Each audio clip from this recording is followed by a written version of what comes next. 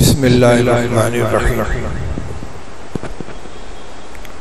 الحمدللہ رب العالمین والصلاة والسلام علی سید الانبیاء والمرسلین سیدنا و مولانا محمد وعلی آلہ و اصحابہ اجمعین اما بعد فعن ابی بکر رضی اللہ تعالی عنہ ان رجلا قال یا رسول اللہ أي الناس خير؟ قال من طال عمره وحسن عمله. قال فأي الناس شر؟ قال من طال عمره وساء عمله. رواه أحمد والدارمي أو كما قال رسول الله صلى الله عليه وسلم. وعن أبي كبشة الأنماري رضي الله تعالى عنه أنه سمع رسول الله صلى الله عليه وسلم يقول ثلاث أقسم عليهن وأحدثكم حديثا فاحفظوه فأما الذي يقسم عليهن فإنه ما نقص مال عبد من صدقة ولا ظلم عبد مظلمة صبر عليها إلا زاده الله بها عزا ولا فتح عبد باب مسألة إلا فتح الله عليه باب فقر وأما الذي أحدثكم فاحفظوه فقال إنما الدنيا لأربعة نفر عبد رزقه الله مالا وعلما فهو يتقي فيه ربه ويصل رحمه ويعمل لله فيه بحقه فهذا بأفضل المنازل وعبد رزقه الله علما ولم يرزقه مالا فهو صادق النية يقول لو أن لي مالا لعملت بعمل فلان فأجرهما سواء وعبد رزقه الله مالا ولم يرزقه علما فهو يتخبط في ماله بغير علم لا يتقي فيه ربه ولا يصل فيه رحمه ولا يعمل فيه بحق فهذا بأخبث المنازل وعبد لم يرزقه الله مالا ولا علما فهو يقول لو أن لي مالا لعملت فيه بعمل فلان فهو نيته ووزرهما سواء رواه الترمذي وقال هذا حديث صحيح او كما قال رسول الله صلى الله عليه وسلم. بزرگان محترم، عزیزوں اور بھائیوں، آج اغلب یہ ہے کہ اعتکاف کی آخری رات ہے. سعودی عرب میں چاند ہو چکا ہے. ویسے بھی توقع یہی تھی کہ 29 کا چاند ہوگا. آج 29ویں شب ہے. کل چاند ہو جائے گا تو پھر یہ مجلس بپا نہیں ہوگی اور ہمارے معتکف حضرات اپنے اپنے ٹھکانے پر روانہ ہو جائیں گے. اس لیے آج کی مجلس میں ایک دو روایتوں کا ترجمہ اور کچھ اور ضروری باتیں متفرق آپ کے سامنے عرض کرنی ہے. روایت میں نے دو پڑھی ہیں. پہلی حدیث سے حضرت ابو بکر رضی اللہ تعالی عنہ کی. ایک حضرت ابو بکر رضی اللہ عنہ اور ایک حضرت ابو بکر رضی اللہ عنہ، یہ دوسرے ہیں. وہ فرماتے ہیں کہ ایک شخص نے عرض کیا کہ یا رسول اللہ، لوگوں میں اچھا آدمی کون ہے؟ آپ نے فرمایا کہ جس کی عمر لمبی ہو اور عمل اچھا ہو. پوچھا کہ تو برا آدمی کون ہے؟ فرمایا جس کی عمر لمبی ہو اور عمل خراب ہو. معلوم ہوا کہ مدار عمل کے اوپر ہے. اللہ تعالیٰ نے عمل کرنے کی مہلت دی، دونوں کو دی. لمبی عمر دونوں کو ملی، لیکن ایک نے اس عمر کا صحیح استعمال کیا تو وہ خیر الناس بنا، یعنی تمام لوگوں میں اچھا انسان شمار کیا گیا، کیونکہ اس نے زندگی کے ایک ایک لمحے کی قدر کی اور اس کو آخرت کی تیاری میں خرچ کیا، اللہ کی رضا کے لیے اپنی عمر کو استعمال کیا. تو زندگی کا ہر لمحہ اس کے حق میں خیر ہی خیر بنتا چلا گیا اور اس کے درجات بڑھتے چلے گئے. دوسرا وہ بندہ ہے کہ جس کو عمر تو ملی، اللہ نے مہلت دی، لیکن اس نے اس کا صحیح استعمال نہیں کیا، برائیوں میں مبتلا رہا، تو اس کے حق میں زندگی کا ہر لمحہ اس کو اللہ کے عذاب اور اس کے ناراضگی سے قریب کرتا چلا گیا۔ اس سے معلوم یہ ہوا کہ عمر اللہ کی طرف سے ملنے والی ایک امانت ہے، اور ہماری یہ ذمہ داری ہے کہ اس کے ایک ایک لمحے کو صحیح طور سے خرچ کریں، اللہ کی رضا و خوشنودی والے کام میں اس کے حکم کے مطابق خرچ کریں۔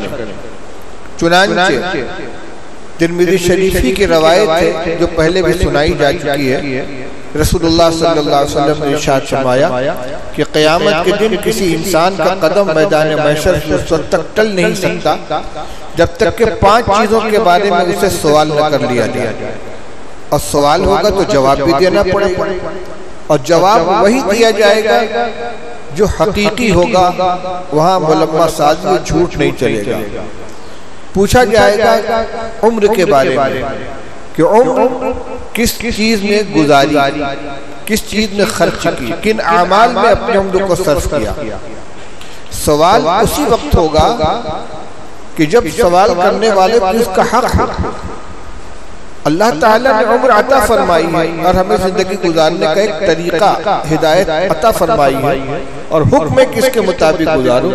اب اس سوال کا مقصد یہی ہوگا کہ تم نے ہماری ہدایت کے مطابق عمل کیا یا نہیں، زندگی کیسے گزاری، جیسی گزاری ہوگی وہ سامنے آ جائے گی۔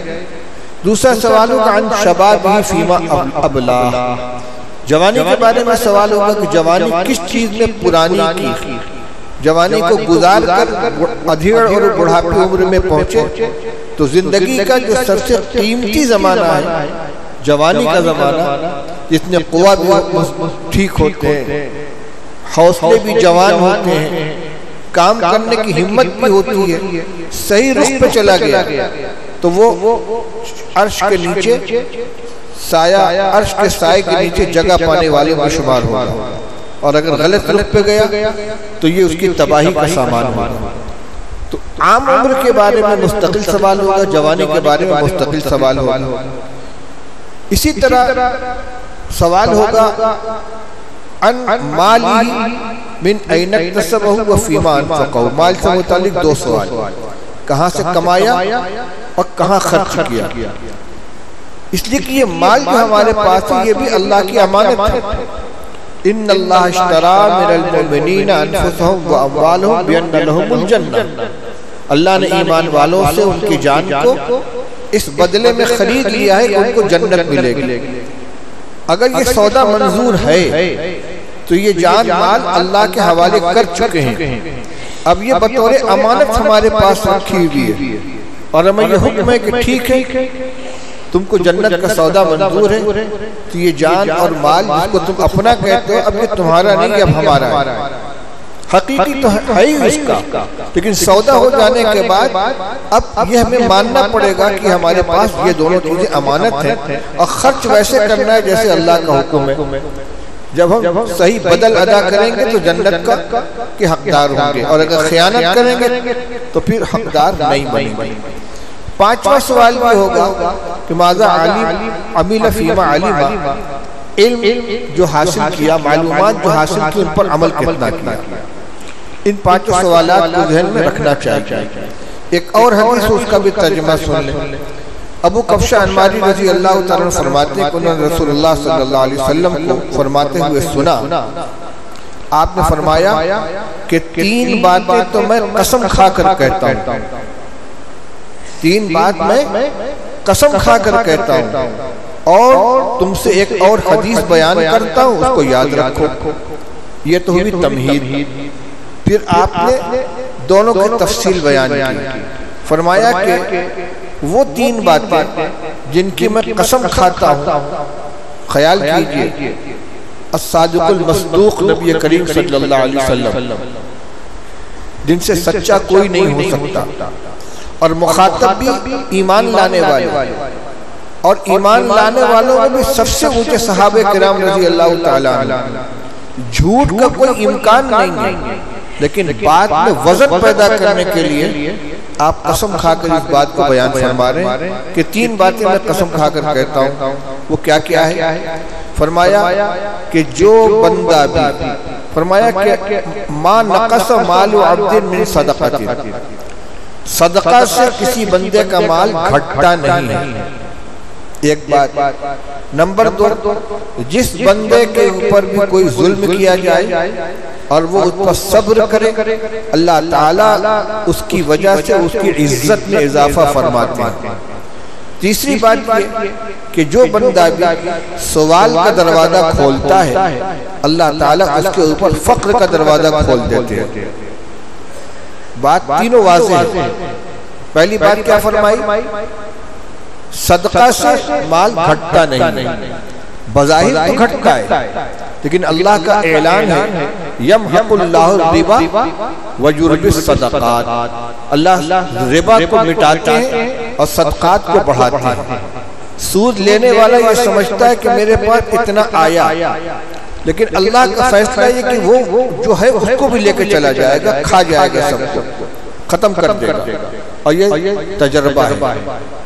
جو لوگ اپنے کاروبار کی ترقی کے لیے یا کسی ضرورت کے لیے سودی قرضہ لے لیتے ہیں، مستقل پریشانی میں رہتے ہیں، چین سکون ان کا ختم ہو جاتا ہے اور بنیا ان کا خون چوستا ہے، بینک کی طرف سے قرقی آ جاتی ہے، عزت بچانی مشکل ہو جاتی ہے، اور اس کے برخلاف سال بسال زکوٰۃ نکالتا رہے، حساب کر کے نفلی صدقہ خیرات کرتا رہے، یقیناً اضافہ ہوگا، کیونکہ اللہ نے فیصلہ فرمایا یربی الصدقات، اللہ صدقات کو بڑھاتا ہے۔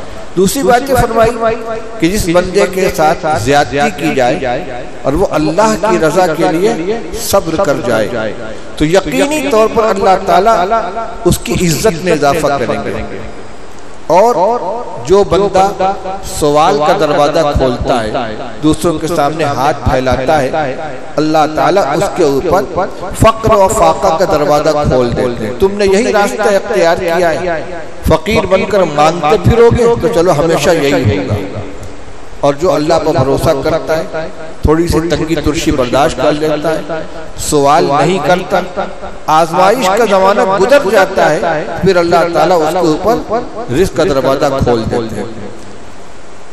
یہ ان لوگوں کے لیے ہے کہ جو بلا انتہائی مجبوری کے سوال کرتے ہیں، لیکن اگر کوئی واقعی ایسی مصیبت میں پھنس گیا کہ کوئی صورت نکلنے کی نہیں ہے، اب مجبوراً سوال کیا، اتنا ہی سوال کیا جتنے میں اس کی ضرورت پوری ہو جاتی ہے، تو وہ اس سے مستثنیٰ ہے۔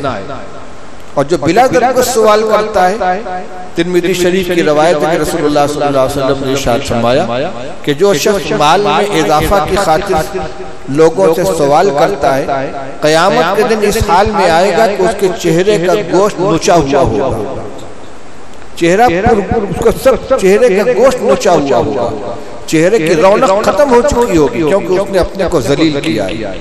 ان تینوں چیزوں سے ہمیں سبق لینا چاہیے۔ اور اس کے بعد فرمایا کہ اور جو بات میں تم سے بیان کرنا چاہتا ہوں، جس کے بارے میں کہا کہ اس کو یاد کر لو، وہ یہ ہے، فرمایا کہ دنیا چار طرح کے لوگوں کے لیے ہے۔ ایک تو وہ بندہ ہے جس کو اللہ نے علم بھی عطا فرمایا، مال بھی عطا فرمایا، دین کا علم ہے اس کے پاس، جانتا ہے کہ مال کیسے کمانا چاہیے، کہاں خرچ کرنا چاہیے، اللہ کا کیا حکم اس کے بارے میں علم ہے، اور مال بھی اللہ نے اس کو دے دیا ہے، تو صاحب مال بھی ہے، صاحب دین بھی ہے، علم دین رکھنے والا، فَهُوَ الصَّادِقُ النِّيَّةِ، وہ سچی نیت والا ہے۔ وہ یوں کہتا ہے، فرمایا کہ عبد رزقہ اللہ مالا وعلما فهو یتقی فیہ، وہ اس مال کے سلسلے میں اللہ سے ڈرتا ہے، کمانے میں بھی اللہ سے ڈرتا ہے اور خرچ کرنے میں بھی اللہ سے ڈرتا ہے۔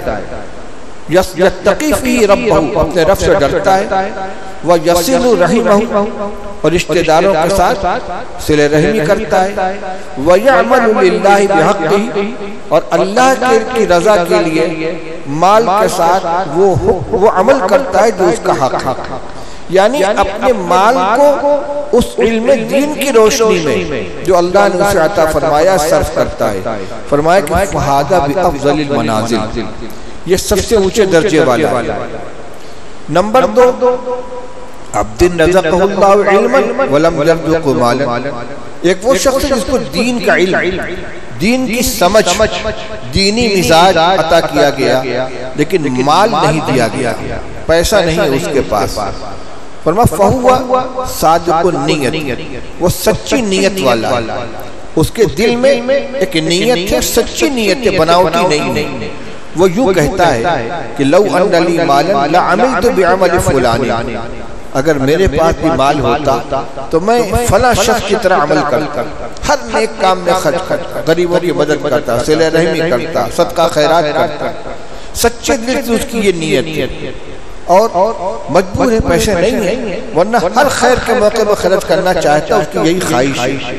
فرمایا کہ فَأَجْرُهُمَا سَوَاءٌ، ان دونوں کا اجر برابر ہے، سچی نیت کی وجہ سے۔ اور اب اس کے بالمقابل آ جائے گا، فرمایا تیسرا وہ بندہ ہے جس کو اللہ تعالیٰ نے مال تو عطا فرمایا لیکن علم نہیں دیا، دین کا علم، دین کی معلومات، دین کا مزاج اس کے پاس نہیں، دولت خوب ہے۔ فَهُوَ يَتَخَبَّطُ فِي مَالِهِ بِغَيْرِ عِلْمٍ، وہ ٹامک ٹوئیاں مارتا پھرتا ہے مال کے اندر، اللے تلے خرچ کرتا ہے مال کو بغیر علم کے، اس کو معلوم نہیں کہ کہاں خرچ کرنا چاہیے، نہ وہ کسی سے پوچھنے کی ضرورت محسوس کرتا ہے، وہ قارون کی طرح مال کو اپنی ملکیت سمجھ کر اپنی مرضی کے مطابق خرچ کرتا ہے۔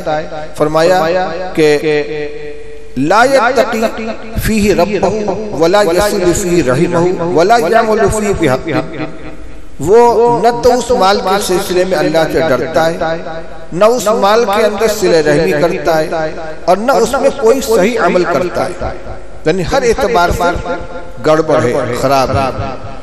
فَهَذَا مِنْ أَخْبَثِ الْمَنَازِلِ، یہ سب سے گھٹیا ہے۔ اور فرمایا کہ ایک چوتھا انسان وہ ہے جس کو اللہ تعالیٰ نے نہ مال دیا اور نہ علم دیا، دین بھی نہیں ہے، پیسہ بھی نہیں ہے، علم بھی نہیں ہے، دولت بھی نہیں ہے۔ فَهُوَ يَقُولُ، وہ یوں کہتا ہے کاش میرے پاس بھی دولت ہوتی تو میں فلاں کی طرح عمل کرتا، خوب عیاشی کرتا، خوب مزے اڑاتا۔ وہ جو بدترین انسان تھا جس کا ابھی تذکرہ آیا کہ مال کو غلط طریقے سے خرچ کرتا ہے، اس کی حرص کر رہا ہے، اس کی تمنا ہے کہ کاش میرے پاس بھی پیسہ ہوتا تو میں اسی کی طرح میں بھی کرتا۔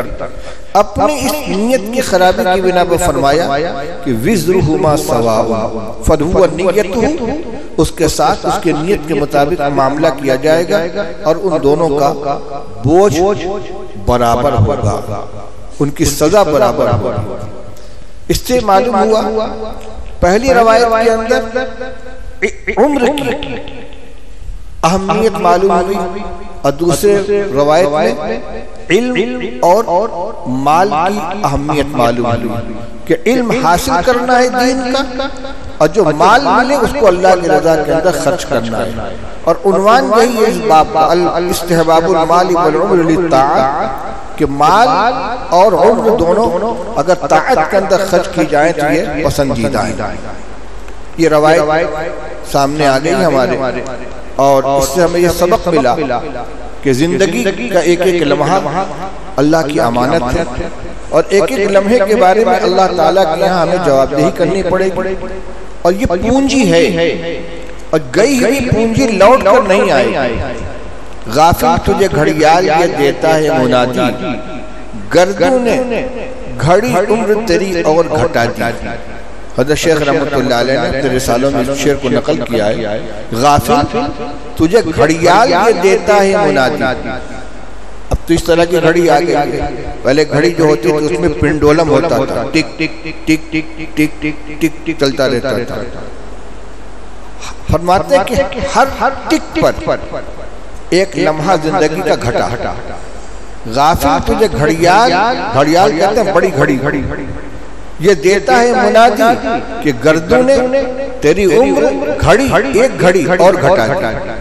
اس طریقے سے عمر تو گزرے گی، اسے ہم روک نہیں سکتے۔ اب عقل مندی یہ ہے کہ اس کو صحیح خرچ کیا جائے اور صحیح خرچ کرنے کو سیکھا جائے۔ ہم اس کی طرف سے بہت غافل ہیں، اپنی عمر کو ضائع کر رہے ہیں، برباد کر رہے ہیں. ہمیں فکر نہیں ہے کہ قیامت کے دن اس کے بارے میں اللہ تعالیٰ کو جواب دہی کرنی پڑے. تضییع اوقات بہت زیادہ ہے، اور جتنی مسلمانوں کے اندر تضییع اوقات ہے کسی اور ملت کسی اور قوم کے اندر نہیں. بے فکر ہیں، اوقات کو ضائع کر رہے ہیں، ہوٹلوں میں بیٹھے ہیں، چائے خانوں میں بیٹھے ہیں، بیٹھک کے اندر بیٹھے ہیں. ابھی تہوار آ رہی ہے، 3 دن 4 دن صرف اس میں گزر جائے گا کہ دوست احباب کسی بیٹھک میں بیٹھے ہوں گے، کہیں تاش ہو رہا ہوگا، کہیں کیرم ہو رہا ہوگا، کہیں گانا سن رہے ہوں گے، اور خدا نخواستہ اگر بگڑے ہوئے نوجوان ہیں تو پتہ نہیں کیا کیا کر رہے ہوں گے. وہ اس 3 دن کی کوئی حیثیت ہی نہیں، کوئی قیمت ہی نہیں. اور روزانہ کی زندگی میں موبائل لے لیا، گھنٹہ گھنٹہ 2 گھنٹہ بیٹھے ہوئے چیٹنگ ہو رہی ہے، ویڈیو دیکھ رہے ہیں، آڈیو سن رہے ہیں، میسج آ رہا ہے جا رہا ہے. کوئی نہ دینی فائدہ نہ کوئی دنیاوی فائدہ. اس زمانے کا سب سے بڑا شیطان جو ہے یہ موبائل بن گیا ہے، ملٹی میڈیا موبائل. کتنے نوجوان بگڑ رہے ہیں، کتنی لڑکیاں ہاتھ سے بے ہاتھ ہو رہی ہیں. شرم معلوم ہوتی ہے تذکرہ کرتے ہوئے. آج ہزاروں مسلمان لڑکیاں غیر مسلم لڑکوں کے ساتھ جا چکی ہیں، اور یہ سلسلہ برابر جاری ہے، اور پورے ملک کے اندر یہ چیز ہو رہی ہے. خود ہمارے شہر بنارس کے اندر اس طرح کے واقعات ہو رہے ہیں. یہ سب واقعات حقیقی ہیں، فرضی نہیں. اس کے قصوروار کون ہیں؟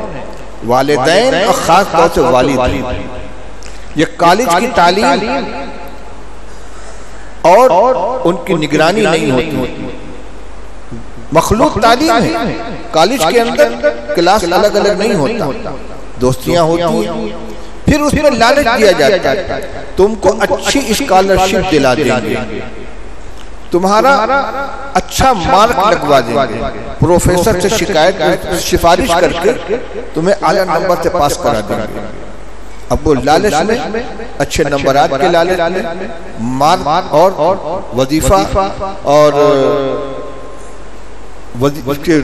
پیسے کی لالچ میں وہ ان کے ہاتھ کھلونا بن جاتی ہیں. اس طرح کے مسلسل واقعات ہو رہے ہیں. ابتدا میں تو ان کو دین کی تعلیم نہیں دی گئی، انگلش میڈیم اسکول میں داخل کر دیا گیا، ان کو بتایا ہی نہیں گیا کہ ایمان کیا چیز ہے، ایمان کی عظمت کیا ہے، ایمان کا مرتبہ اور رتبہ کیا ہے، ایمان کا مقام و مرتبہ کیا ہے، نہیں بتایا گیا. اور نہ وہ کلمہ جانتی ہیں، نہ نماز جانتی ہیں، نہ ایمان کی بنیاد جانتی ہیں. اسی طرح وہ زینہ بدینہ چڑھتے چڑھتے اسکول میں پہنچ گئی. اب خالی برتن میں جو بھی چیز ڈال دی جائے گی وہ چلی جائے گی. تو سب سے پہلی ذمہ داری یہ تھی کہ بچپن میں بچوں کو دینی تعلیم دلائی جائے، مکتب میں ہو، مدرسے میں ہو. اگر آپ کو اسکول میں بھی پڑھانا ہے تو ایسے اسکول میں پڑھائیے جو مسلمانوں کے نظم اختیار میں ہو، اور اس میں برائے نام نہیں، مضبوط بنیادی دینی تعلیم کا نظم ہو. بچہ اور بچی قرآن بھی پڑھ لیں، اردو زبان بھی پڑھ لیں، کلمہ بھی سیکھ لیں، ایمان کس کو کہتے ہیں اس کو بھی جانیں، اور کن چیزوں کی وجہ سے آدمی ایمان سے خارج ہوتا ہے اس کو بھی جانیں. کم سے کم بنیادی دینی تعلیم کو حاصل ہو جائے، چاہے مدرسے میں پڑھا کر، چاہے مکتب میں پڑھا کر، چاہے ایسے اسکول میں کہ جہاں پڑھانے اسکول چلانے والا بھی ذمہ داری محسوس کرے اور بنیادی دینی تعلیم کا معقول انتظام. ورنہ برائے نام چند اسباق اگر رکھ دیے گئے اور ان کو کوئی اہمیت نہیں دی گئی، اور سارا زور لگ رہا ہے عصری علوم کے اوپر، اور بستہ کا وزن برابر بڑھتا چلا جا رہا ہے، اور جتنا درجہ اوپر جائے گا اتنے دینیات کا مضمون گھٹتا چلا جائے گا. 5 سال بچہ پڑھ لیتا، قرآن ختم نہیں ہوتا، کلمہ نہیں جانتا، وضو کا طریقہ نہیں جانتا، نماز نہیں جانتا. تو سب سے پہلی بات یہ ہے کہ بچے کو دینی تعلیم دلائی جائے.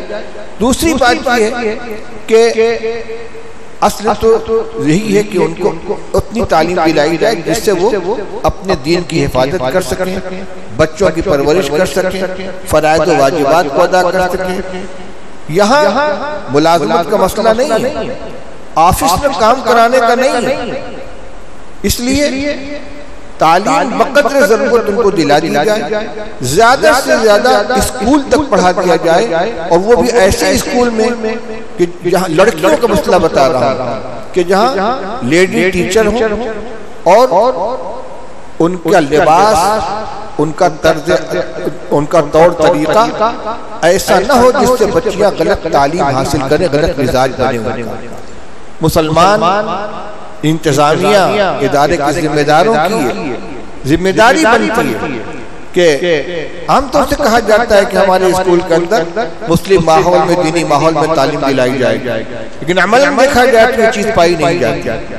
ماحول کا مطلب یہ کہ وہاں وہ غیروں سے متاثر نہ ہو، کوئی جینٹس ٹیچر اس کے اندر نہ ہو، لیڈی ٹیچر بھی ہوں تو ان کا لباس شریفانہ ہو، ان کا عمل صحیح ہو، اور کوئی غلط چیز ان کے سامنے نہ لائی جائے، پردے کا اہتمام کیا جائے۔ اس لیے اور ایک مرحلے تک پہنچ کر پھر ان کو گھر میں لگا دیا جائے۔ یہ کالج میں جانے کے بعد پھر بے حساب معاملہ قابو سے باہر ہو جاتا ہے۔ لڑکی جا رہی ہے، بائک پر بیٹھی اور پہنچ گئی، ماں باپ کو پتہ نہیں کہ یہ کہاں گئی ہے، وہاں اسکول میں چھٹی ہو گئی، کالج بند ہو گیا، وہ اپنے وقت سے لوٹ کر آ رہی ہے 4 گھنٹے کے بعد۔ اس 4 گھنٹے میں کہاں تھی کچھ پتہ نہیں، ایک سہیلی کیا جا رہی ہے، ایک دوست کیا جا رہی ہے، ماں باپ خوش ہیں، ماشاءاللہ بچی ہماری پڑھ رہی ہے، یہ ذمہ دار ہے۔ انہی اسباب کی بنا پر یہ خرابی آتی ہے۔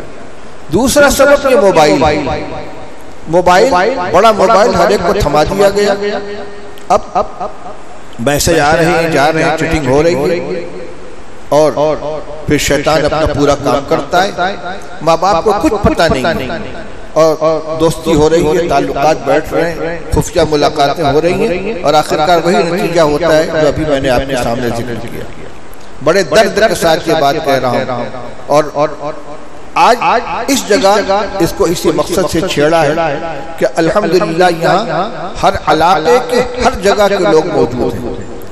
یہ بات دور دور تک پہنچے، پورے شہر میں پہنچے، اطراف میں پہنچے، اور جہاں جہاں کے لوگ آئیں سب جگہ یہ بات پہنچے، کیونکہ مسئلہ صرف بنارس کا نہیں ہے۔ دیوبند کے قرب و جوار میں بھی ایسے اضلاع کہ جہاں ماضی میں بڑے بڑے علماء اور اکابر پیدا ہوئے ہیں، خبر آئی کہ 17 لڑکیاں غیروں کے ساتھ جا چکی ہیں۔ 1-1.5 مہینہ پہلے کی بات، میں نام نہیں لوں گا بستی کا، لیکن بڑے بڑے علماء وہاں پیدا ہوئے، محدثین پیدا ہوئے، قرہ پیدا ہوئے، وہی ماں باپ کی غفلت۔ اس لیے یہ بھی چیز دیکھنے کی کہ موبائل اگر ضرورت کے لیے دیا جائے تو سادہ موبائل، اور جب تک موبائل نہیں تھا کام نہیں چلتا تھا، سب کا کام چلتا تھا، چھوٹوں کا بھی چلتا تھا، بڑوں کا بھی چلتا تھا، کوئی رکاوٹ نہیں تھی۔ جتنی سہولتیں پیدا ہوتی جاتی ہیں، آدمی اس کا عادی بنتا چلا جاتا ہے، تو اب ہر ایک کو موبائل کی ضرورت ہے۔ بچے ضد کرتے ہیں، ان کو بڑا موبائل تھما دیا جاتا ہے، وہ کیا دیکھ رہے ہیں، کیا ذہن بن رہا ان کا، کس سے رابطہ کیا جا رہا ہے، کچھ پتہ نہیں۔ یہ ماں باپ کی ذمہ داری، ان کے ہاتھ میں بڑا موبائل ہرگز نہ دیں، خاص طور سے اسکول کالج جانے والی بچیوں کے ہاتھ میں بڑا موبائل نہیں ہونا چاہیے۔ کبھی ہوتا ہے کہ اس پر ہمارا وہ آ رہا ہے، سبق آ رہا ہے، آن لائن پڑھنا پڑے گا، اس میں ہوم ورک دیا جا رہا ہے، اپنے سامنے بیٹھا کے اس کو دکھلائیے، موبائل سامنے رکھو، نکالو، دیکھو، اس کے بعد اس کو واپس لے لو۔ اگر خوش فہمی میں مبتلا رہیں گے اور اندھا بھروسہ کر کے بیٹھ جائیں گے کہ یہ جو حادثات ہو رہے ہیں ان میں اور اضافہ ہوگا، کمی نہیں ہوگی۔ اسی طرح کہ میں نے کہا موبائل اس زمانے کا سب سے بڑا فتنہ ہے، یہ صرف لڑکیوں ہی کے لیے نہیں، ہمارے نوجوان بھائی آگ تو دونوں طرف سے لگتی ہے نا، اکیلے تھوڑی ہوگا معاملہ، میسج آتا ہے، کس سے رابطہ ہو رہا ہے، کیا ہو رہا ہے پتہ نہیں، غلط چیزیں بھی ہیں۔ اچھا دین کے نام پر بھی بڑے نقصانات ہو رہے ہیں۔ ایک فیشن بن گیا ہے ویڈیو پر بیانات کا. ہر آدمی آ کے ویڈیو پر تقریر لوڈ کر رہا ہے. دینی معلومات کتنی ہیں، اس کی کتنا اس نے علم حاصل کیا ہے، حوالے کیا ہیں، بات صحیح کہہ رہا ہے کہ غلط کہہ رہا ہے. بس ایک ویڈیو آ گیا اور دینی مزاج رکھنے والے نوجوان بڑے شوق سے اس کو پڑھتے اور سنتے ہیں. اس میں ایسے ایسی چیزیں آتی ہیں کہ جس کی وجہ سے آدمی غلط راستے کے اوپر چلا جاتا ہے. ہم الحمدللہ اہل سنت والجماعت میں سے ہیں.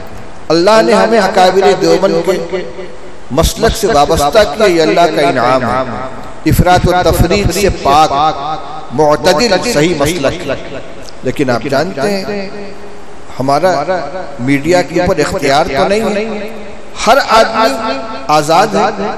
تقریریں آ رہی ہیں. ابھی آج دیکھ رہا تھا ایک صاحب حاضر و ناظر کے مسئلے پر تقریر کر رہے ہیں، بڑی زوردار قسم کی. رسول اللہ صلی اللہ علیہ وسلم ہر جگہ حاضر و ناظر ہیں. اور دلیل کیا ہے کہ شیطان ہر جگہ حاضر و ناظر ہے کہ نہیں ہے، تو اللہ کے رسول صلی اللہ علیہ وسلم کیوں نہیں ہوں گے؟ دلیل یہاں سے آ رہی ہے. شیطان کو اللہ نے گمراہ کرنے کی مہلت دی ہے. وہ ہر جگہ جا سکتا ہے. کہتے ہیں جب وہ جا سکتا ہے اور ہر جگہ حاضر و ناظر ہے، ہر چیز کا علم رکھتا ہے، تو حضور کو کیوں نہیں ہوگا؟ اور سبحان اللہ ماشاءاللہ اللہ اکبر، نعرہ تکبیر نعرہ رسالت لگ رہا ہے. اب جو ان مسائل سے واقف نہیں ہے، ہاں بات تو ٹھیک کہہ رہے ہیں. ابھی مصعب کہہ رہے تھے کہ غیر مقلدین کی طرف سے آج کل اختلافی مسائل کے اوپر بیانات آ رہے ہیں، رفع یدین کے اوپر تقریریں آ رہی ہیں. یک طرفہ چیزیں وہ روایتیں کہ جس میں رفع یدین کا تذکرہ ہے. ایک خالی ذہن نوجوان جس کو تفصیلات معلوم نہیں ہے، جس نے کچھ پڑھا نہیں ہے، جس کے پاس علم نہیں ہے، بار بار سنے گا. سمجھے کہ تو حدیث کا حوالہ دے رہے ہیں. اسے یہ پتہ نہیں ہے کہ امام ابو حنیفہ اور امام مالک دو بڑے ائمہ، ایک امام کوفہ کے جو مرکز تھا حضرت علی رضی اللہ عنہ کے زمانے سے لے کر بعد تک اسلامی خلافت کا، اور ایک مدینہ طیبہ جو دارالہجرت تھے، وہاں کے امام مالک. یہ دونوں متفق ہیں، دونوں جگہ کا یہی عمل رہا ہے. دلائل ہیں. عبداللہ ابن مسعود رضی اللہ تعالیٰ عنہ معلم بن کر آئے ہیں کوفہ کے اندر. ان کا عمل رفع یدین نہیں کرنے کا تھا. حضرت علی رضی اللہ عنہ کا دارالخلافہ تھا، ان کا عمل یہی تھا، اور تمام لوگ اسی پر عمل کرنے والے تھے. یہ بات نوجوان جانتا نہیں، اس کو دلائل کا علم نہیں، روایات معلوم نہیں ہے، بس ایک طرفہ چیز سن رہا ہے اور اس سے متاثر ہو رہا ہے. اس لیے دونوں طرح کی چیزوں کا خیال رکھنا ہے. ایک تو غلط استعمال نہ کریں. ویڈیو، فحش تصویریں، فحش مووی اور جو پتہ نہیں کیا کیا چیزیں آتی ہیں یوٹیوب کے اندر، اس میں مبتلا رہے گا. صحت بھی خراب ہوگی، دماغ بھی خراب ہوگا، اور نہ جانے کن کن خرابیوں میں مبتلا ہوگا. پھر سب سے بڑی بات جہاں سے گفتگو شروع کی گئی تھی کہ یہ عمر اللہ کی طرف سے امانت ہے. جب پوچھا جائے گا کہ عمر کس چیز میں گزاری، کہ موبائل دیکھنے میں. جوانی کس چیز میں گزاری، موبائل دیکھنے میں. تم کو اسی لیے پیدا کیا تھا ہم نے، عمر اسی لیے دی تھی. تو ایک تو غلط چیزوں میں مبتلا ہو کر اپنے وقت کو ضائع نہ کرے، گناہ نہ بٹورے. دوسرے ہر گری پڑی چیز کو شوق سے دیکھنا، سننا اور اس سے متاثر ہونا، یہ گمراہی کا راستہ ہے. اس لیے اگر کوئی چیز ایسی سامنے آئی تو دیکھنا چاہیے کہ کوئی مستند عالم دین ہے کہ نہیں. مستند علماء کے بھی بیان آتے ہیں، اگر ہے تو سنیں، ورنہ ہر بات کو سننا، ہر چیز کے کان لگانا یہ صحیح نہیں. فلاں آیت، فلاں دعا اتنی مرتبہ پڑھو گے تو یہ فائدہ ہوگا. کوئی حوالہ نہیں. آیات کی فضیلت، دعاؤں کی فضیلت، اسماء حسنہ کی فضیلت کسی حوالے کے بغیر چلی آ رہی ہے. اور اس کے ساتھ یہ بھی کہ اتنی مرتبہ فارورڈ کرو گے تو یہ فائدہ ہوگا، اور فارورڈ نہیں کرو گے تو یہ نقصان ہوگا. یہ سب کیا ہے؟ یہ دین ہے، یہ مسلمان کا کام ہے. اس لیے دونوں طرح کی چیزوں سے بچنا ہے، غلط چیزوں کو بھی اور دین کے نام پر آنے والی ہر چیز کو نہیں دیکھنا ہے۔ آپ کو حیرت ہوگی کہ اسلام کے نام سے جتنے چینل چل رہے ہیں شاید ہی کوئی ایسا ہو جو مسلمانوں کو سب قادیانیوں کا ہے۔ اسلام جس کے نام کے ساتھ اسلام لگا ہوا قادیانی ہے، اسلام کے نام سے مختلف اسلام کے ساتھ کچھ لگا کر چینل چلا رہے ہیں، خبریں آ رہی ہیں۔ اسی طرح اچھا یہ بتائیے کہ یہ آمین رفع یدین یہ تبلیغ کرنے کی چیز ہے کہ اس کو عنوان بنا کر تبلیغ کی جائے؟ ارے نماز کی تبلیغ کرو، سچ بولنے کی تبلیغ کرو، ایمانداری کی تبلیغ کرو، اس سے کوئی دلچسپی نہیں ہے۔ کوئی بے نمازی ہے تو اس کو نمازی بنانے کی فکر نہیں ہے، لیکن اس کو رفع یدین، اگر ایک آدمی نماز پڑھ رہا ہے تو رفع یدین کروانے کی زیادہ فکر ہے۔ اس لیے میرے بھائیوں اپنی عمر کی قدر کریں، اور روایت جو ابھی آپ کو سنائی اس میں جوانی کے بارے میں خاص طور پر سوال ہوا۔ میں نے لڑکیوں کے بارے میں جو بات میں نے کہی تھی، اس سلسلے میں بزرگوں سے بھی ایک بات کہنی ہے۔ نوجوانوں کو یہ شکایت ہے کہ روزانہ صرف نوجوانوں ہی سے خطاب ہوتا ہے، انہی کو لتاڑا جا رہا ہے، بڑوں سے کچھ کہنا چاہیے۔ تو باقی یہ بات گھر کے ذمہ دار بنے، لڑکے جب شادی کی عمر کو پہنچ جائیں ان کا فوراً نکاح کر دینا چاہیے۔ اگر رخصتی نہیں بھی کر سکتے تو نکاح کم سے کم کر دیں، رشتے میں بندھ جائیں تاکہ غلط راستے پر نہ جائیں۔ لڑکیاں بڑی ہو جاتی ہیں، رسم و رواج کے پابند ماں باپ ان کو فکر نہیں ہوتی، لڑکے بڑے ہو جاتے ہیں، عمر ہو جاتی ہے، وہ شرم کی بنا پر خود کہتے نہیں کہ ہماری شادی کر لیجیے، ہمیں شادی کی ضرورت ہے۔ یہ ماں باپ کی ذمہ داری ہے کہ جیسے ان کے کھانے پینے رہنے سہنے کا ان کی ضروریات کا انتظام کرتے ہیں، یہ نکاح بھی ان کی زندگی کی ایک ضرورت ہے، ان کی عفت و عصمت کی حفاظت کا ذریعہ ہے۔ اس لیے خود محسوس کریں اور رسم و رواج سے الگ ہو کر، پابندیوں سے آزاد ہو کر سنت کے مطابق سادگی کے ساتھ نکاح کر دیں۔ لڑکے کا بھی نکاح کریں، لڑکی کا بھی نکاح کریں، انشاءاللہ بہت سے گناہوں سے بچیں گے، بہت سی گمراہیوں سے بچیں گے، پیر میں بیڑی پڑ جائے گی اور اس کے بعد غلط راستے کے اوپر نہیں جائیں گے۔ اس لیے اس کی طرف توجہ کرنی چاہیے، عمر ہو جائے۔ یہ رسول اللہ صلی اللہ علیہ وسلم کی ہدایت ہے۔ ترمذی شریف میں روایت حضرت علی رضی اللہ تعالیٰ عنہ کی، فرماتے ہیں کہ رسول اللہ صلی اللہ علیہ وسلم نے ارشاد فرمایا، یا علی لا تؤخر ثلاثا، علی تین چیزوں میں دیر مت کرنا، تاخیر مت کرنا۔ الصلاۃ اذا آنت، جب نماز کا وقت ہو جائے تو لیٹ مت کرو، یعنی وقت مستحب شروع ہو جائے تو فوراً نماز ادا کرو۔ والجنازۃ اذا حضرت، جنازہ تیار ہو کر آ جائے تو نماز میں دیر مت کرو، اور جتنا جلدی سے جلدی ہو سکے تدفین کا انتظام کرو۔ اس میں بھی کوتاہی ہوتی ہے، فلاں بمبئی سے آ رہے ہیں، فلاں بنگلور سے آ رہے ہیں، 24 گھنٹے مسجد کو رکھا جاتا ہے، غلط۔ پھر جنازہ آ کے رکھا گیا، ابھی فلاں صاحب نہیں آئے، لوگ آ رہے ہیں، ٹھہر جاؤ۔ شریعت تو یہ کہتی ہے کہ اگر جمعہ کا دن ہے تو اس کا بھی انتظار نہ کرو کہ جمعہ کے بعد جنازہ پڑھا جائے گا، تیاری ہوگی تو پہلے جنازہ پڑھا۔ اور یہ بھی لکھا ہے کتابوں میں کہ فرض ادا کر کے جنازہ ادا کر لو، اس کے بعد سنت ادا کر لو، لیکن یہاں تاخیر کی جاتی ہے۔ تو دوسری ہدایت یہ تھی الجنازۃ اذا حضرت، جنازہ آ جائے تو دیر مت کرو۔ اور تیسری بات فرمائی والأيم اذا وجدت لها كفوا، غیر نکاحی بچی کے لیے مناسب رشتہ مل جائے تو پھر نکاح میں تاخیر مت کرو۔ بڑی حکمت پر مبنی ہدایات ہے رسول اللہ صلی اللہ علیہ وسلم۔ آپ نے فرمایا یا معاشر الشباب من استطاع منکم الباءة فلیتزوج فإنه اغض للبصر واحسن للفرج، او کما قال رسول اللہ صلی اللہ علیہ وسلم۔ مشکاۃ شریف کتاب النکاح کی پہلی روایت عبداللہ بن مسعود رضی اللہ عنہ فرماتے کہ رسول اللہ صلی اللہ علیہ وسلم نے فرمایا، اے جوانوں کے گروہ، اے نوجوانوں، تم میں سے جو نکاح کا کہ مصارف برداشت کر سکتا ہو، بیوی کا نفقہ برداشت کر سکتا ہو، خرچہ دے سکتا ہو، بس یہی مسحری اور روم سجانے کو ضرورت نہیں کہتے. جو اس کا نفقہ برداشت کر سکتا ہو، مہر ادا کر سکتا ہو، فلیتزوج، اسے چاہیے کہ فوراً نکاح کر لے. کیوں؟ فَإِنَّهُ أَغَضُّ لِلْبَصَرِ وَأَحْسَنُ لِلْفَرْجِ، کیونکہ یہ نگاہ کو زیادہ نیچے کرنے والا ہے اور شرمگاہ کی زیادہ حفاظت کرنے والا ہے. آج بدنظری کی شکایت عام ہے. نوجوان تو نوجوان سفید داڑھی والے بھی شکایت کرتے ہیں کہ بدنظری کا گناہ نہیں چھوٹ رہا ہے اور نوجوان زیادہ اس میں مبتلا ہیں. حضور فرماتے ہیں اس کا علاج لے کے نکاح کریں. اور روایت میں فرمایا کہ حضور نے فرمایا کہ اگر کسی شخص کی نظر کسی عورت کے اوپر پڑ جائے اب وہ شادی شدہ ہے تو گھر آ کر اپنی خواہش پوری کر لے، کیونکہ اس کے پاس بھی وہی چیز ہے جو اس کے گھر والی کے پاس.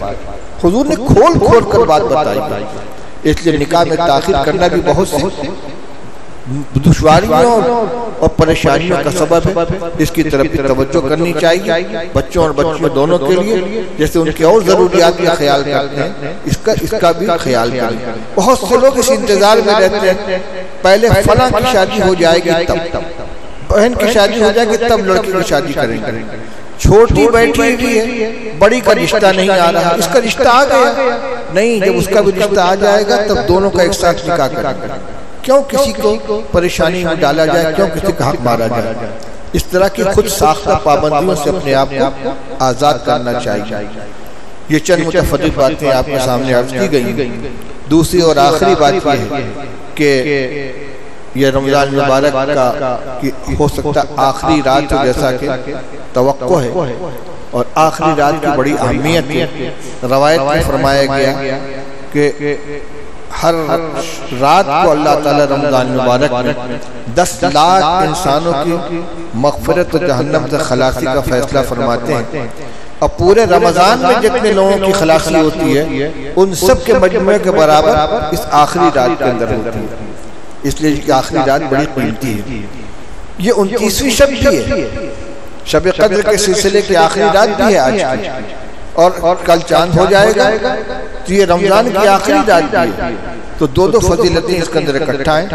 اس لیے جیسے اب تک محنت کی ہے آج کی رات کی کمائی کرنے کی کوشش کریں اور اللہ سے دعا کریں کہ اللہ آپ کے فضل و کرم سے جو ٹوٹے پھوٹے اعمال ہو گئے ہیں ان کو قبول فرما لیں، جو کوتاہیاں ان کو معاف فرما دیں اور ہمارے عمروں میں اتنی برکت عطا فرمائیں کہ آئندہ بھی یہ مبارک مہینہ ہمیں ملے اور اس کو کمانے کی توفیق ملے. دوسری چیز یہاں رمضان کے جو اپنے اعمال ہیں، تراویح ہے، نماز ہے، اس کے علاوہ یہ تعلیم کا بھی ایک سلسلہ جاری رکھا گیا ہے اور اجتماعی اعتکاف کا بڑا مقصد یہ ہے کہ دین کی باتیں ہمارے کان میں پڑیں. کتنی باتیں ایسی ہیں کہ جو ہم پہلے نہیں جانتے تھے یا جانتے تھے مگر ان کی طرف دھیان نہیں تھا. جیسے نماز کی سنتیں آپ کو سنائی گئی، 52 سنتیں. ہم اس کے روشنی میں اپنی نماز کا جائزہ ہے کہ ان سنتوں پر عمل ہو رہا ہے کہ نہیں. اسی طرح آقا نامدار صلی اللہ علیہ وسلم کے جو ارشادات درس حدیث کے دوران سنائے جاتے ہیں یہ ہمارے ہی ان پر عمل کریں. میں نے شروع سے یہی طریقہ رکھا ہے کہ زبانی تقریر کرنے کے بجائے رسول اللہ صلی اللہ علیہ وسلم کے ارشادات میں سے کسی باب کو منتخب کر کے اس کی چند روایتیں پڑھی جائیں، اس کی تشریح کی جائے. ان کا ذہن پر زور دے کر غور کر ان احکام پر، ان ہدایات پر عمل کریں اور خاص طور سے جب کوئی ایسی چیز پیش آ جائے جس کے بارے میں ہدایت دی گئی ہے تو آپ کی روایت کو یاد کر کے اس پر عمل کریں. جیسے ابھی آج یا کل روایت آئی تھی کہ مومن کا ہر حال اس کے حق میں بہتر ہے. اگر اچھی حالت آ جائے تو شکر ادا کرے اور اس کے لیے خیر بن جائے گی. پریشانی آ جائے تو صبر کرے، یہ اس کے لیے خیر بن جائے گی. اب بتائیے ہمیں کون ایسا ہے کہ جس کی زندگی میں پریشانی اور خوشحالی دونوں یکے بعد دیگر آتی جاتی نہیں ہے. کبھی اچھی حالت ہے، کبھی پریشانی ہے، کبھی چلتا ہے، کبھی مندہ ہے، کبھی بیماری ہے، کبھی شفا ہے، کبھی خوشی ہے، کبھی غمی ہے. تو جو حالت آئی اس کے مطابق حدیث پر عمل کیا جائے. غصہ آ جائے تو کیا کرنا ہے، روایت آپ نے پڑھی، کھڑا ہو تو بیٹھ جائے، بیٹھا ہو تو لیٹ جائے، وضو کر لے. ہمیں غصہ آتا ہے نا، بہت کثرت سے آتا ہے، روایت سنی، عمل کریں اس کے اوپر. پھر جو اس کا اور آگے کا طریقہ بتایا گیا، تنہائی میں بیٹھ کر مراقبہ کریں، غور کریں کہ اللہ نے ہمیں پیدا کیا ہے، ہم اس کی نافرمانی کرتے ہیں، ہمارے اوپر کتنا غصہ کرتا ہے. یہ سب باتیں سنائی جاتی ہیں عمل کرنے کے لیے. تو اب جو حالت پیش آئے، جو صورتحال سامنے آئے، اس سلسلے میں غور کرے کہ ہمیں کیا ہدایت سنائی گئی ہے. کل یہ روایت بھی آپ کے سامنے آئی تھی کہ بندے کا کام یہ ہے کہ ہر حال میں اس کی نظر اس بات پر ہو اس وقت میرا اللہ مجھ سے کیا چاہتا ہے. یہ صفت ہمارے اندر اللہ کے لیے پیدا ہو جائے. ہر نئی صورتحال میں جو علم ہے اس کی روشنی میں یہ جاننے کی کوشش کریں اس وقت میرا مولا مجھ سے کیا چاہتا ہے، کس سے وہ خوش ہوگا، کس چیز سے ناراض ہوگا. اللہ تعالی ہم سب کو عمل کرنے کی توفیق عطا فرمائے اور اللہ ہماری عمروں میں برکت عطا فرمائے کہ آئندہ بھی یہ مقدس مبارک مہینہ ہمیں ملے اور ہم اس میں کچھ حاصل کرنے کی کوشش کریں. صدقہ فطر کے سلسلے میں اعلان سن لیجئے. صدقہ فطر گیہوں اس کے آٹے سے 1 کلو 665 گرام نکالا جاتا ہے. عام طور سے آٹا استعمال کیا جاتا ہے، اس لیے اسی اعتبار سے قیمت متعین کی جاتی ہے. آٹا آج کل مختلف نوعیت کا لوگ استعمال کرتے ہیں، تو بعض لوگوں نے 60 روپے کا اعلان کیا ہے، تو 35-36 روپے کلو تک کا آٹا استعمال کرنے کے حساب سے تو یہ مقدار فطرے کی بن جاتی ہے. لیکن اس سے اوپر جو آٹا استعمال کرنے والے 37, 38, 39, 40 اور بہت سے لوگ ہیں جو اچھا آٹا استعمال کرتے ہیں، تو یہ 60 روپے میں نہیں آتا. اس لیے احتیاطاً ہم نے یہ طے کیا ہے کہ 65 روپیہ فی نفر کے اعتبار سے فطرہ ادا کیا گیا. اطمینان کے ساتھ اچھا خرچ کریں گے، غریبوں کی مدد کریں گے، برکت ہوگی. 1-2 روپے کے بارے میں ہم کو زیادہ تنگی نہیں کرنی چاہیے. راؤنڈ فیگر کر دیا گیا 65 روپیہ، اور لیکن کوئی بہت معمولی آٹا استعمال کرتا ہے، وہی اس کی اور استطاعت نہیں ہے، وہ 60 روپیہ بھی دے دے گا، اس کے اعتبار سے ادا ہو جائے گا. لیکن جیسا ہم خود کھائیں اسی طریقے سے دوسروں کو اوپر خرچ بھی کرنا چاہیے. یہی ہم نے جو 65 کا اعلان کرایا ہے وہ اسی اعتبار سے کہ اچھا صدقہ فطر نکالا جائے. یہ صدقہ فطر رسول اللہ صلی اللہ علیہ وسلم نے ارشاد فرمایا کہ صدقہ فطر نکالا کرو. اس کے 2 فائدے ہیں. تعمل للمساکین وطہر للصیام من اللغو والرفث. یہ صدقہ فطر تمہارے مسکین بھائیوں کا لقمہ بھی بنے گا، اور روزے میں جو کچھ لغویات ہو گئی ہیں، جو نامناسب حرکتیں سرزد ہو گئی ہیں، ان کی پاکی کا ذریعہ بنے گا، طہر بنے گا. تو اپنے روزے کو پاک کرنے کے لیے اور اپنے بھائیوں کی مدد کرنے کے لیے اچھا فطرہ نکالنے کی کوشش کریں. اللہ تعالیٰ ہمیں توفیق عطا فرمائے. ہاں اچھا یاد کرایا. سوچا تھا کہ کسی نے مستقل اس موضوع پر بات کریں گے لیکن یاد نہیں رہا. تصویر کشی کی وبا بہت زیادہ عام ہو گئی. اس کتاب میں باقاعدہ باب ما جاء فی التصاویر کا ایک باب قائم کیا ہے صاحب مشکات نے، اور اس میں وہ روایتیں جمع کی ہیں جس میں رسول اللہ صلی اللہ علیہ وسلم نے تصویر کشی کی حرمت اور اس کا وبال بتلایا. 3 روایتیں آپ کے سامنے صرف پیش کرتا ہوں. ایک روایت کا مضمون یہ کہ قیامت کے دن سب سے زیادہ سخت عذاب والے وہ لوگ ہوں گے کہ جو تصویریں بناتے ہیں، تصویر کشی کرتے ہیں. ان اشد الناس عذابا یوم القیامت المصورین. سب سے زیادہ سخت عذاب پانے والوں میں تصویر کشی کرنے والے ہوں. ایک روایت ہے کہ میدان محشر میں جہنم سے گردن نکلے گی اور وہ پورے میدان سے چن چن کر ان لوگوں کو اٹھائے گی کہ جو تصویر بناتے تھے ان کو جہنم میں ڈال ڈال. اور ایک روایت سے معلوم ہوتا ہے کہ اللہ تعالیٰ قیامت کے دن کہیں گے کہ تم تصویر بناتے تھے، ایک جو بنا کے دکھاؤ، اور تم نے جاندار کی شکل بنائی تھی، جان ڈالو اس کے اندر، روح ڈالو، میں نے تو پیدا کیا تھا تو جاندار پیدا کیا تھا، تم میرا مقابلہ کرنے چلو، میرے جیسا بننا چاہے تو جان ڈالو اور کوئی جان نہیں ڈال سکے گا۔ یہ وعیدیں ہیں۔ اور تصویر چاہے کیمرے سے لی جائے، چاہے برش سے پینٹنگ کے ذریعے بنائی جائے، چاہے موبائل کے ذریعے لی جائے، تصویر بہرحال تصویر ہے۔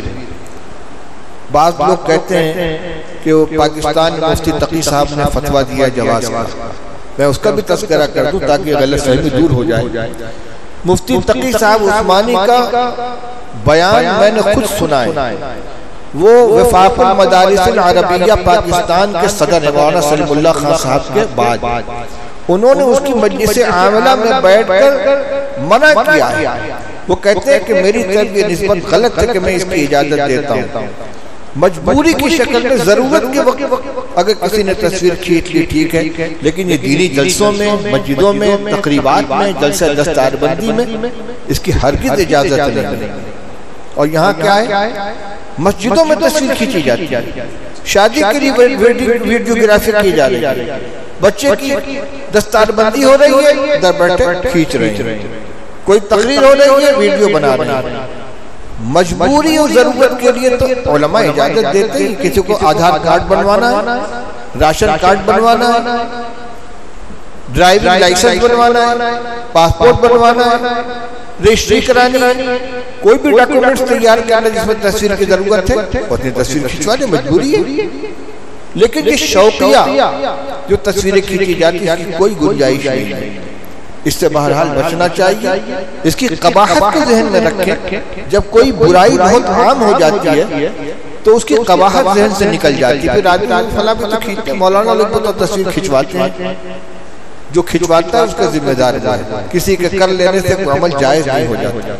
میں تو کوشش کرتا ہوں حتی الامکان کہ کسی جلسے میں کسی جگہ بیٹھ کر سب سے پہلے یہ اعلان کرتا ہوں کہ اگر کسی نے کوئی تصویر کھینچی تو میں بیان بند کر دوں گا، کسی کو دیکھتا ہوں تو ڈنڈا مارتا ہوں، کیا کر رہے ہو، ناراضگی کے ساتھ۔ اگر علماء اس کو اختیار کریں، اسی طریقے شدید نکیر کریں تو انشاءاللہ ماننے کا جذبہ اب بھی ہے لوگوں کے اندر۔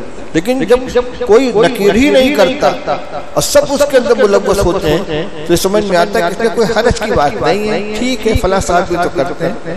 اس لیے اس کی قباحت کو ذہن میں رکھیں، اس سے بچنے کی کوشش کریں۔ اللہ تعالیٰ عمل کی توفیق عطا فرمائے۔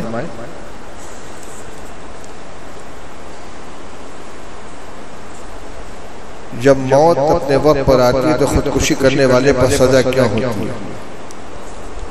جان ہماری ملکیت نہیں ہے، اللہ کی ملکیت ہے، آئے گی تو اپنے ہی وقت پہ، تو ہر چیز کے اندر ہے۔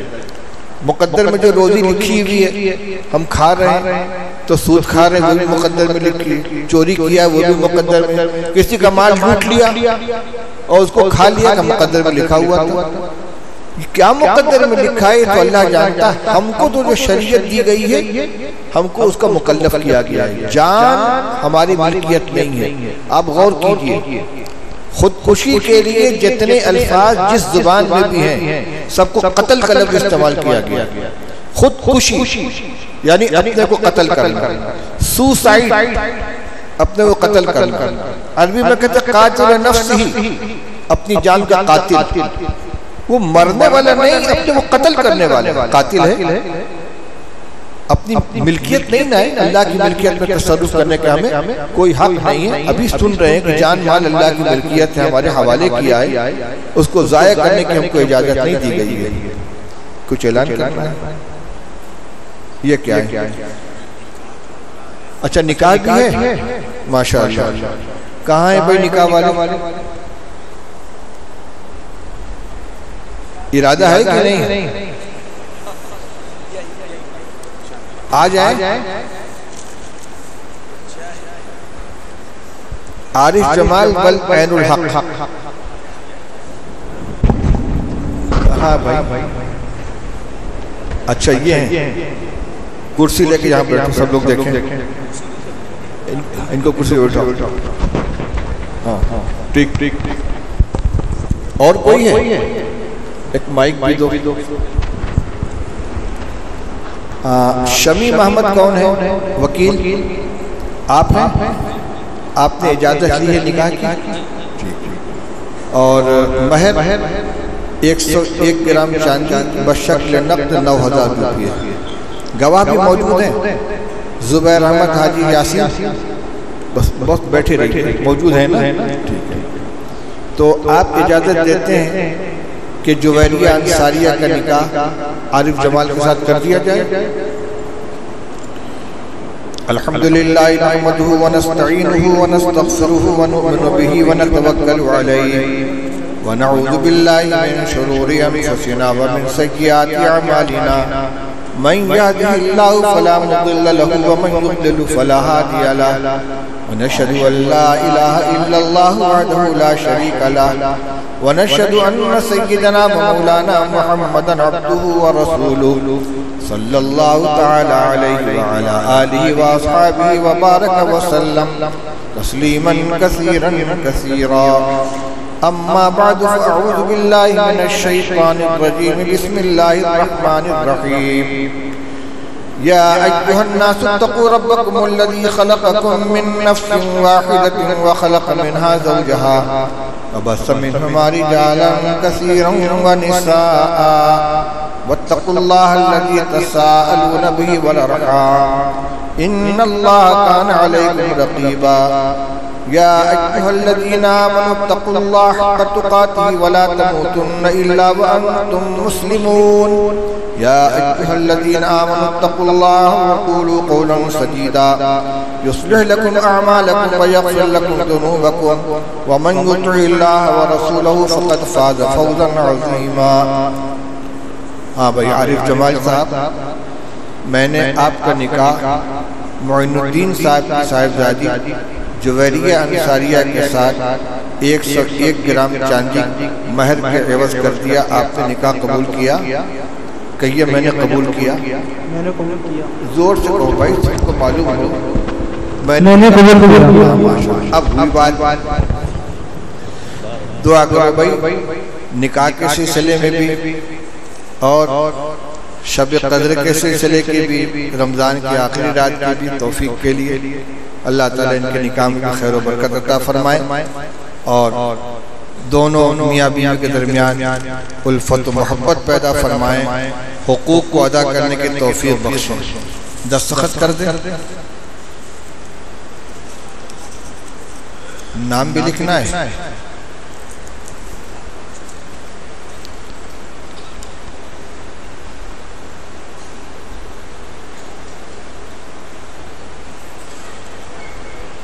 سرپرست بس ٹھیک.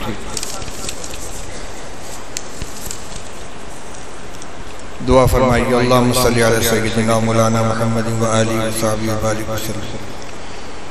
الحمدللہ الذی ہدانا لہذا وما كنا لنہتدی لولا ان ہدانا اللہ.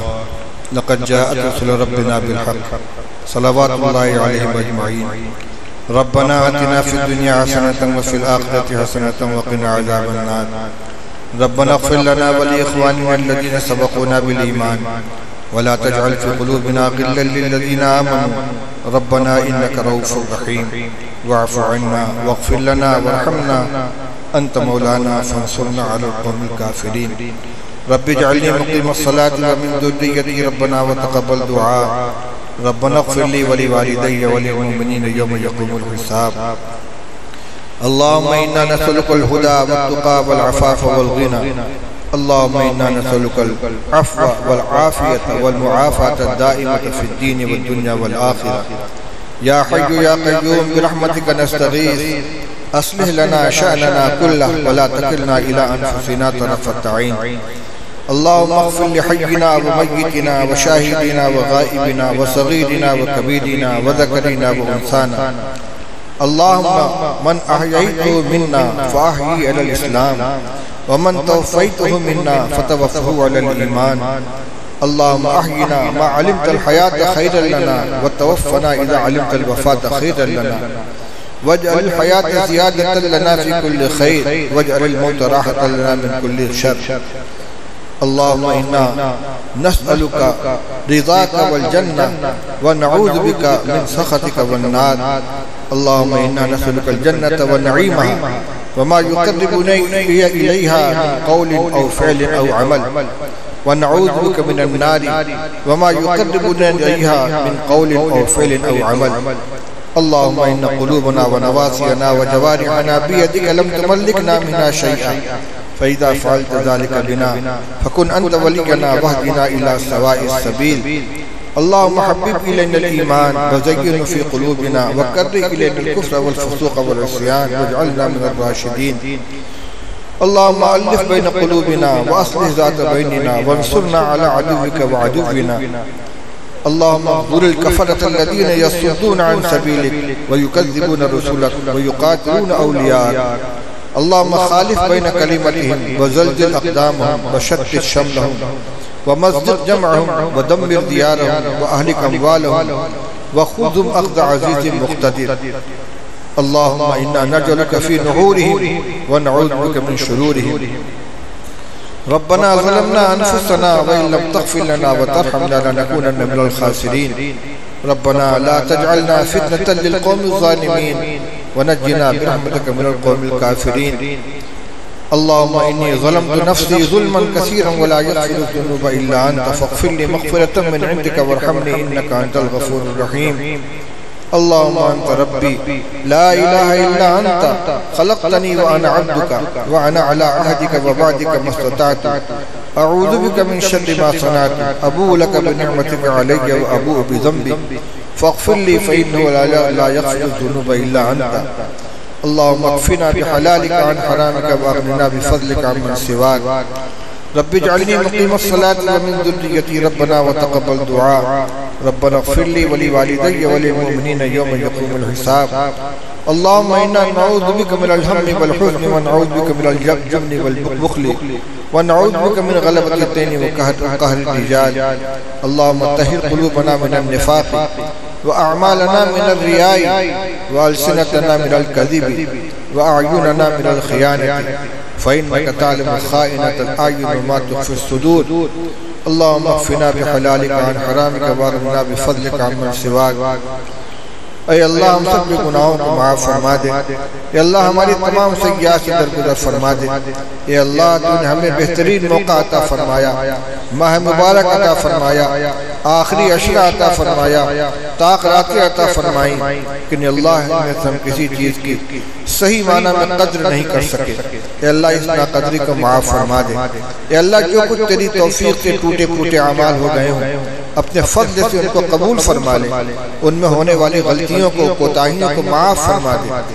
اپنے مقبول بندوں کے اعمال جہاں تو قبول کرتا ان کے صدقے طفیل میں ہمارے ٹوٹے پھوٹے اعمال کو قبول فرما لے اے اللہ روزوں کو بھی قبول فرما لے تراویح کو بھی قبول فرما لے تلاوت کو بھی قبول فرما لے ذکر و تسبیح کو بھی قبول فرما لے ہماری تمام دعاؤں کو قبول فرما لے اے اللہ یہ ماہ مبارک ہمیں زندگی میں بار بار عطا فرما اس کے خیرات و برکات سے نفع اٹھانے کی توفیق نصیب فرما اے اللہ اس پورے مبارک مہینے میں تجھ سے خیر کی جتنی دعائیں مانگی گئی ہیں اے اللہ سب کو اپنے فضل سے قبول فرما لے جتنی آفتوں سے شرور سے پریشانیوں سے حفاظت اور پناہ چاہی گئی ہے اے اللہ اپنے فضل سے ہم سب کی حفاظت فرما اے اللہ ہمارے ایمان کی حفاظت فرما ہمارے ایمان کی حفاظت فرما ہمارے بچوں کے ایمان کی حفاظت فرما ہماری بچیوں کی ایمان کی حفاظت فرما ان کے عصمت و عفت کی حفاظت فرما اے اللہ ہمیں اپنی ذمہ داریوں کو سمجھنے کی توفیق عطا فرما